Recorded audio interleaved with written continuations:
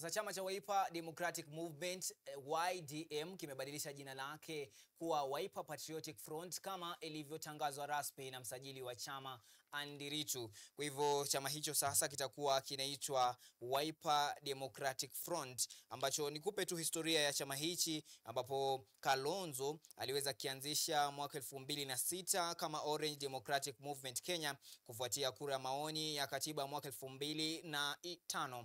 Mnamo mwaka 2011, mpenzi mtazamaji, chama hichi kiliweza kubadilishwa jina na kuwa Wiper Democratic Movement Kenya ili kujitofautisha na chama cha ODM kinachoongozwa na Raila Odinga. Mabadiliko haya sasa yanaonekana kuhusiana na maandalizi ya uchaguzi wa mwaka 2027, ambapo msisitizo mkubwa umewekwa katika kuhamasisha usajili wa wapiga kura, hasa vijana. Kalonzo amesema kuwa jina jipya linatambua uzalendo ulionyeshwa na kizazi cha Gen Z wakati wa maandamano ya kupinga mswada wa fedha wa mwaka 2024.